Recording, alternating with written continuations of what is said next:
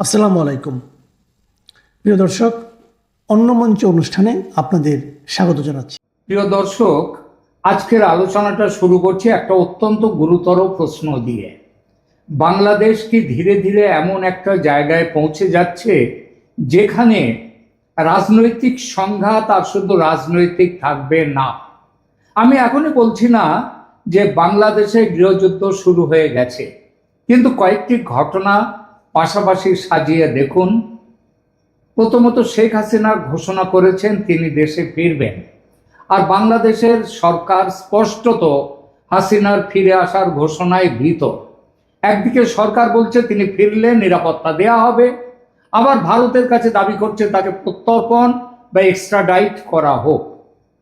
বলছে দেশে ফিরলে তাকে বিচারের মুখোমুখি হতে হবে। হাসিনা নিজে যদিও বলছেন যে তিনি তো বিচার ব্যবস্থার মুখোমুখি হবেন, তাহলে এই হাসিনার ফেরা নিয়ে গোলমালটা পাকানো হচ্ছে কেন?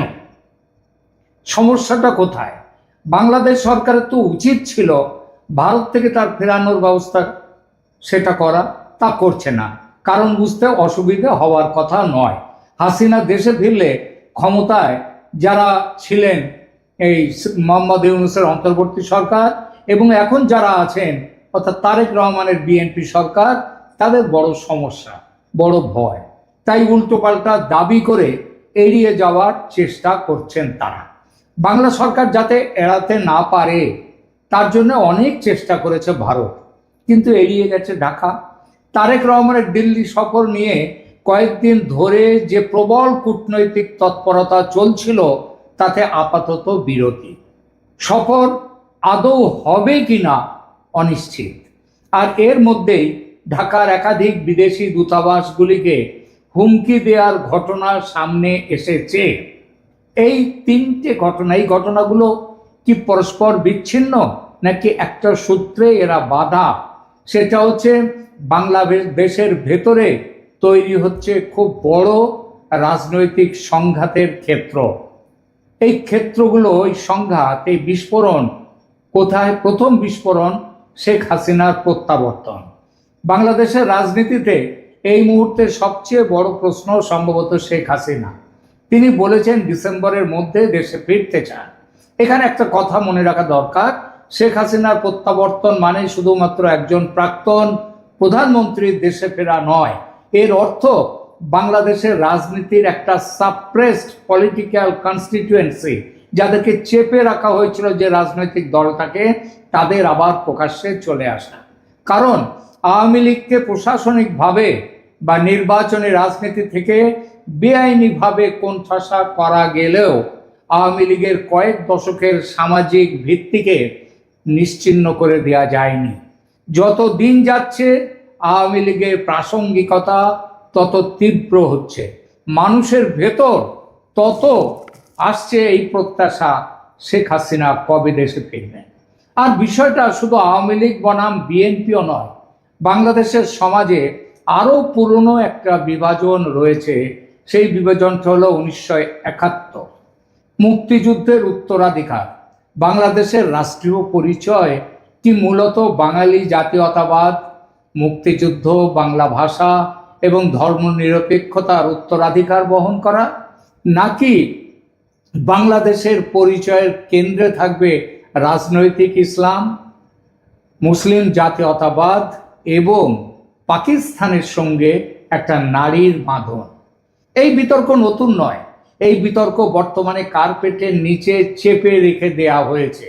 কিন্তু শেখ হাসিনা দেশে ফিরলে এই কার্পেটটা উড়ে যাবে, সরে যাবে, আর এই পুরনো বিতর্ক আবার ভয়ঙ্করভাবে সামনে চলে আসবে। বাংলাদেশে মুক্তিযুদ্ধের উত্তরাধিকারের সমর্থক মানেই আওয়ামী লীগের সমর্থক, এটা পুরোপুরি ঠিক নয়। তবে আওয়ামী লীগ অবশ্যই প্রধানতম, কিন্তু বিএনপির মধ্যেও মুক্তিযোদ্ধা পরিবার আছে। বিএনপির মধ্যেও এমন মানুষ আছেন যারা পাকিস্তানি সেনাবাহিনীর 1971 সালের ভূমিকা সম্পর্কে কোনো আপোষ করতে রাজি নন। আবার বামপন্থী, উদারপন্থী সাংস্কৃতিক সংগঠন এবং নাগরিক সমাজের একটা অংশও আছে যারা আওয়ামী লীগের রাজনীতির বিরোধিতা করলেও বাংলাদেশের মুক্তিযুদ্ধ ভিত্তিক পরিচয়কে অস্বীকার করতে চায় না। সুতরাং ভবিষ্যতের সংঘাত যদি তৈরি হয় সেটা খুব সরল, ওই আওয়ামী লীগ বনাম বিএনপি বা আওয়ামী লীগ বনাম বিএনপি জামাত এই ধরনের সমীকরণে আটকে থাকবে না। যদি তৈরি হয় এই এই ছোট্ট সমীকরণে থাকবে না, সেটা হবে কি মুক্তিযুদ্ধের পক্ষ বিপক্ষ শক্তির লড়াই, ৭১-এর রাজনৈতিক উত্তরাধিকার বনাম তার বিরোধী শক্তি। আরো স্পষ্ট করে বললে পাকিস্তানপন্থী বনাম বাঙালি জাতীয়তাবাদ পন্থীর লড়াই। আর এটাই সবচেয়ে বিপজ্জনক জায়গা। হাসিনা ফিরলে কি হতে পারে?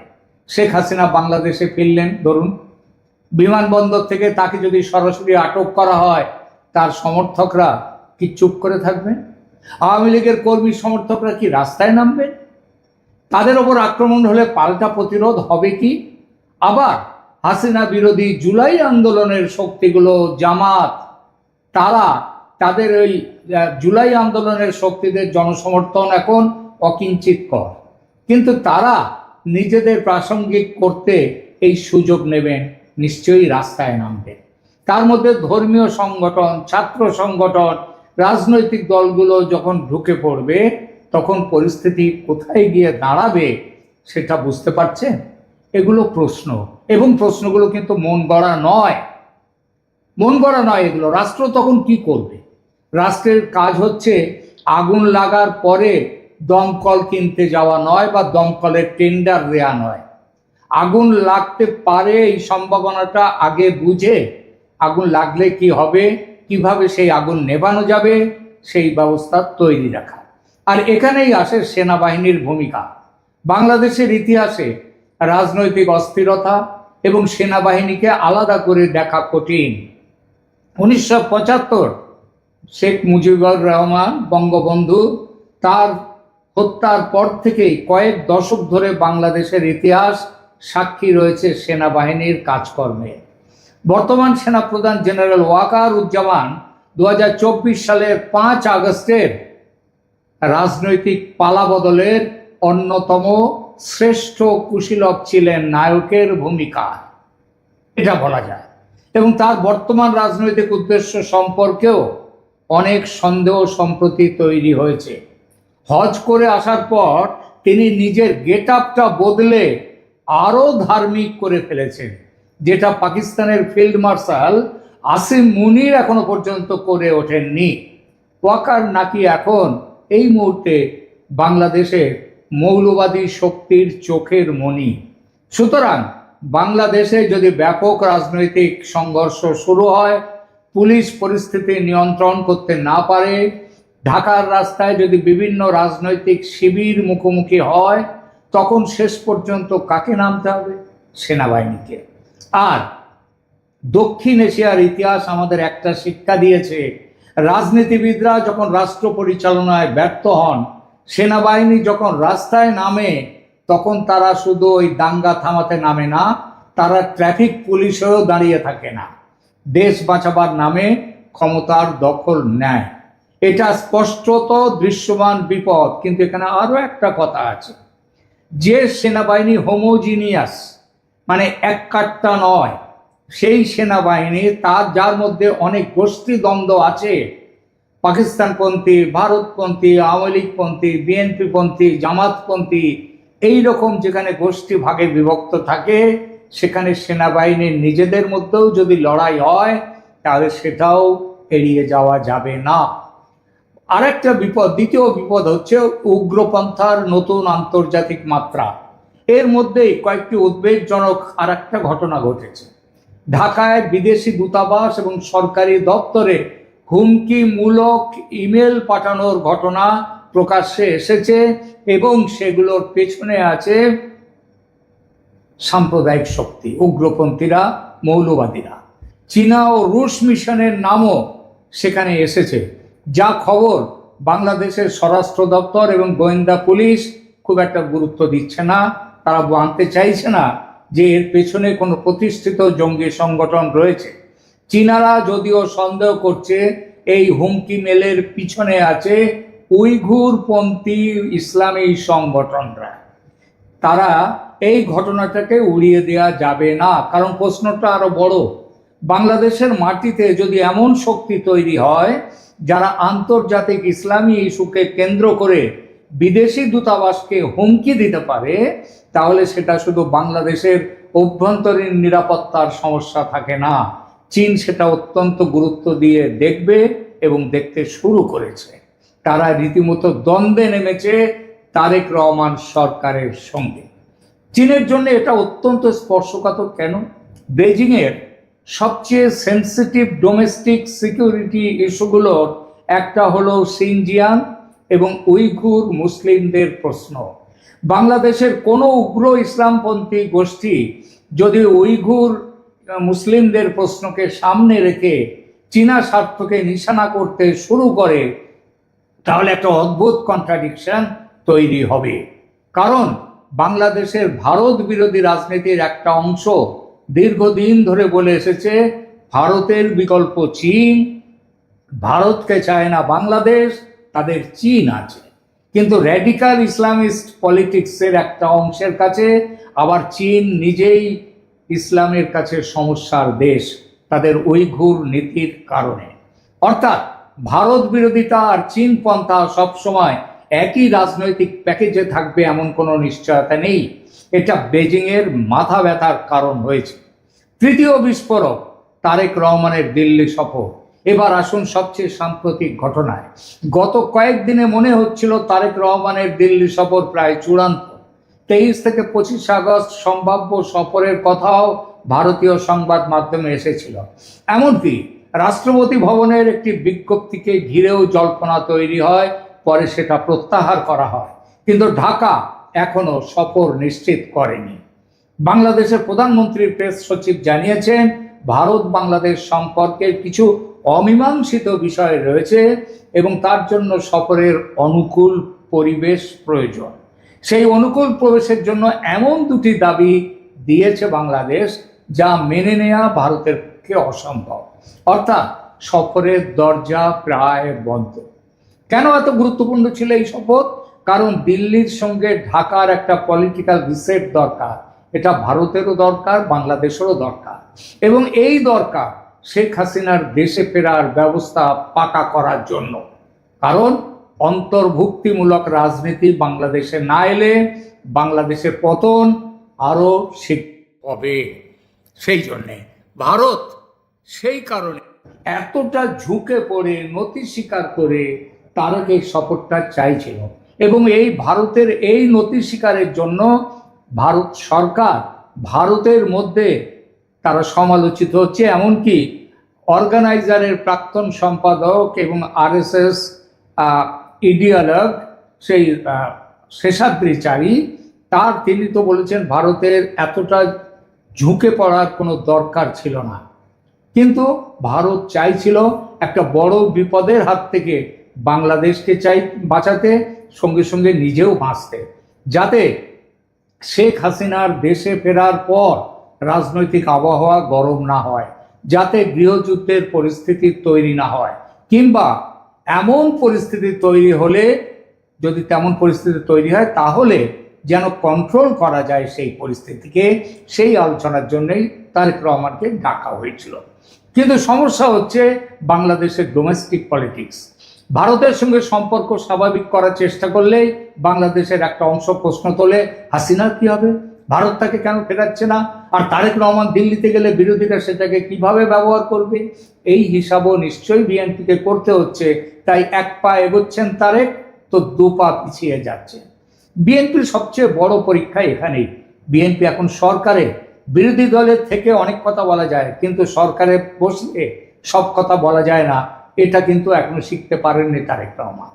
সরকারে বসলে তাকে দেখতে হবে বিদ্যুৎ, ডিজেল, সীমান্ত সামলানো, বাণিজ্য এবং সবচেয়ে গুরুত্বপূর্ণ দেশের ভেতরের রাজনৈতিক বিস্ফোরণ কিভাবে আটকে রাখা যাবে। তারেক রহমানকে সম্ভবত এখন এই বাস্তবতার মুখোমুখি হতে হচ্ছে। কিন্তু ভারতের এত কেন মাথা ব্যথা, ভারতের কেন এত বড় ভয়? অনেকেই এই প্রশ্নটা তোলেন, ভারত কেন এত ভয় পাচ্ছে, এত চেষ্টা করছে কেন? কারণ বাংলাদেশে যে কে ক্ষমতায় থাকবে সেটা ভারতের একমাত্র চিন্তা নয়। ভারতের সবচেয়ে বড় চিন্তা স্ট্র্যাটেজিক নাইট মেয়ার মানে দুঃস্বপ্ন, সেটা হলো কি একটা অস্থিতিশীল বাংলাদেশ। কারণ বাংলাদেশের গৃহ সংঘাত বাংলাদেশের সীমান্তে থেমে থাকবে না। শরণার্থীর ঢল আসবে পশ্চিমবঙ্গ, ত্রিপুরা, অসম, মেঘালয়ে। সীমান্তে অস্ত্র পাচার বাড়বে। উগ্রপন্থী সংগঠনগুলো সুযোগ নেবে। ভারতের উত্তর পূর্বাঞ্চলের নিরাপত্তার উপর চাপ তৈরি হবে। চীন এবং পাকিস্তানও নিজেদের স্ট্র্যাটেজিক ইন্টারেস্ট অনুযায়ী পরিস্থিতির সুবিধা নেওয়ার চেষ্টা করবে। সুতরাং বাংলাদেশের স্ট্যাবিলিটি ভারতের কাছে কোনো দয়াদা নয়, চ্যারিটি নয়, এটা ভারতের নিজের ন্যাশনাল সিকিউরিটির ইন্টারেস্ট। আর এখানেই শেখ হাসিনা হয়ে উঠেছেন ট্রিগার পয়েন্ট। হাসিনা ফিরবেন কি ফিরবেন না, প্রশ্নটা এখন আর শুধু একজন ব্যক্তিকে নিয়ে নয়। প্রশ্ন হচ্ছে তিনি ফিরছেন, এবং ফিরলে আওয়ামী লীগের রাজনৈতিক পুনর্গঠন শুরু হবে কি? তাকে গ্রেপ্তার করলে কি হবে? আওয়ামী লীগের ওপর নিষেধাজ্ঞা বহাল থাকলে তার সমর্থকরা কি করবে? আর জুলাই আন্দোলন এবং আওয়ামী লীগ বিরোধী যে শক্তি, ইসলামী শক্তি, তারাই বা কি করবে? জামাত সহ ইসলামপন্থীরা নিশ্চয়ই বসে থাকবে না। বিএনপি বা কি করবে? আর পরিস্থিতি হাতের বাইরে গেলে সেনাবাহিনী কি করবে? এই শেষ প্রশ্নটাই সবচেয়ে গুরুত্বপূর্ণ। এবার কি মনে হচ্ছে গৃহযুদ্ধের উপাদানগুলো একে একে কিভাবে দ্রুত তৈরি হচ্ছে বাংলাদেশে? প্রথমত গভীর রাজনৈতিক পোলারাইজেশন, দ্বিতীয়ত 1971-এর ইতিহাস নিয়ে আদর্শগত বিভাজন, তৃতীয়ত আওয়ামী লীগের বিপুল সামাজিক ভিত্তি কিন্তু সীমিত রাজনৈতিক স্পেস, এবং স্পেস দখলের জন্য তাদের অনিবার্য লড়াই। সুতরাং চতুর্থত আরো আছে ধর্মীয় রেডিকালাইজেশনের আশঙ্কা। আর পঞ্চমত সেনাবাহিনীর ঐতিহাসিক রাজনৈতিক ভূমিকা এবং ভারত, চীন, পাকিস্তানকে ঘিরে জিও পলিটিক্যাল কম্পিটিশন, প্রতিযোগিতা। এগুলো যদি যখন একই সময়ে বিস্ফোরিত যদি হয়, এবং সেটা হওয়ার সম্ভাবনা খুব বেশি, তখন সমস্যা শুধু ঢাকার থাকবে না, সমস্যা ভারতের, সমস্যা গোটা দক্ষিণ এশিয়া। শেষ কথাটা বলি, বাংলাদেশের সামনে সম্ভবত এখন দুটি রাস্তা।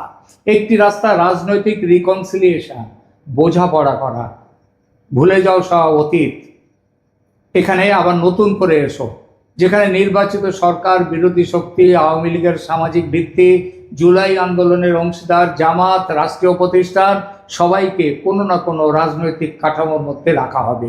আর এই রাস্তাটাই চেয়েছিল ভারত। তাই তারেক রহমানকে সাথে আলোচনা করে বাংলাদেশকে বাঁচাতে চেয়েছিল। আপাতত সেই চেষ্টা ব্যর্থ হয়েছে। আর দ্বিতীয় রাস্তাটা কি? প্রতিপক্ষকে নিশ্চিহ্ন করার রাজনীতি। ইতিহাস বলে দ্বিতীয় রাস্তাটা কখনো শেষ হয় না। আওয়ামী লীগকে শেষ কেউ করতে পারবে না।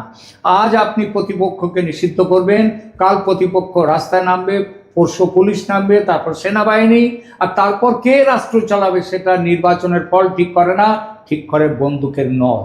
শেখ হাসিনার দেশে ফেরার ঘোষণা এই বাংলাদেশের জন্য শুধু একটি রাজনৈতিক খবর নয়, এটি বাংলাদেশের রাষ্ট্র ব্যবস্থায় সবচেয়ে কঠিন চাপের সময়। আর তারেক রহমানের সামনে প্রশ্নটা তাই ভয়ঙ্কর। তিনি কি এমন একটি বাংলাদেশ তৈরি করবেন যেখানে রাজনৈতিক শত্রু রাজনীতি করার জায়গা পাবে, নাকি বাংলাদেশের রাজনীতি আবার এমন জায়গায় পৌঁছবে যেখানে শেষ সিদ্ধান্ত নেবেন রাজনীতিবিদরা নন, সেনানিবাসের জেনারেলরা? আগামী কয়েক দিনেই বা কয়েক মাসেই সম্ভবত তার উত্তর পাওয়া যাবে। আর সেই কারণেই বাংলাদেশের দিকে এখন শুধু দিল্লি নয়, বেজিং, ইসলামাবাদ, ওয়াশিংটন সবাই তাকিয়ে আছে। সবাই দেখছে গৃহযুদ্ধ কিভাবে অবশ্যম্ভাবী হয়ে উঠছে। আশা করব যেন না হয় এই গৃহযুদ্ধ। ঈশ্বর রক্ষা করুন বাংলাদেশকে। প্রিয় দর্শক, আপনার কি মতামত এই বিষয়ে কমেন্ট করে জানান। সহমত হলে লাইক দিন, শেয়ার করুন এবং চ্যানেল সাবস্ক্রাইব করে পাশে থাকুন। আবার দেখা হবে পরের প্রতিবেদনে। ধন্যবাদ।